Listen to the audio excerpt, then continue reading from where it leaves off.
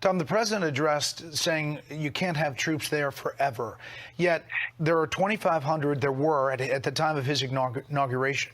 And they seem to be stiffening the spine, at least for the time being, fighting off the Taliban for the Afghan security forces. Now that's all gone away. Well, I think a small U.S. presence was sort of holding things together, obviously, and was keeping the jihadis out of the provincial capitals. But you got to remember the Taliban and al-Qaeda, which has a much bigger presence in Afghanistan than U.S. officials have been acknowledging for years, were slowly making gains even with the U.S. there. In fact, they were starting to rapidly make gains since last year. And we really saw this coming. The May 1st offensive that the Taliban launched was a long time in the making.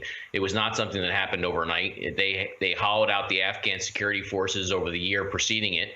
They killed thousands and thousands of Afghans. Just for every American wondering tonight whether or not the Afghans would fight for their country, they failed, but the truth is that thousands of them failed in the process, so we should remember that.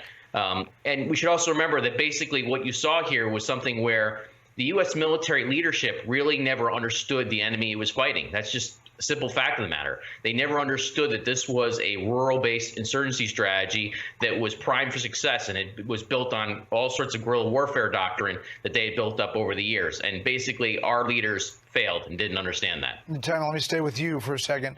Al-Qaeda 3.0, the next version of Al-Qaeda. Norm just mentioned it, but Tom, we're getting ready for this 20th anniversary of 9/11. The Taliban and jihadists kind of like calendars. This could increase the chatter ahead of that. Oh, the chatter's already increased, Bret.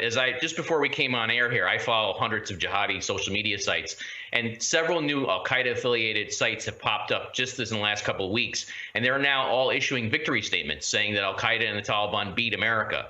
And this is a message that's going out across the world to jihadists. You know, we saw in 2013 and 2014 how devastating this victory message can be within the jihadists when ISIS declared its caliphate.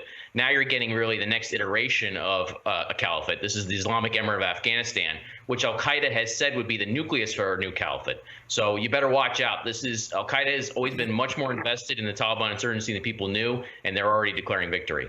Norm, for the rest of the world looking at this, you touched on that. Here is the French president, Macron, talking about this today.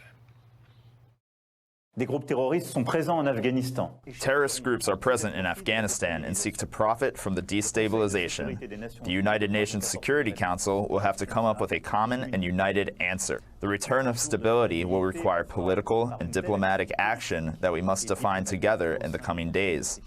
Afghanistan must not once again become the sanctuary for terrorism it once was. But how do you do that with an over-the-horizon force, Norm? Bret, I don't think it's possible. The United Nations Security Council has shown little capacity to unify the world on issues ranging from Iran's aggression in the region to Russia against the Crimea for years. The simple matter is that after the international community spent an enormous amount of blood and treasure to prevent the establishment of an Islamic State in Syria, because it knew this would produce everything from a refugee flow to a gravity sink for every militant in the planet, we have now allowed an Islamic State to develop in Afghanistan, which will produce a refugee flow and will allow a place for every militant who wishes to come to learn the trade of terrorism, a place to travel. And the world has also just shown that it will allow this to happen. Unlike Syria, where we marshaled an international coalition, the coalition has just collapsed in Afghanistan, and I don't think there's much chance of a coalition of the willing being reformed in the near future after the U.S. decision. Tom, the president's words, he said you can't be someplace forever with U.S. forces. Does this mean we're going to change our posture in South Korea? You know, I don't know.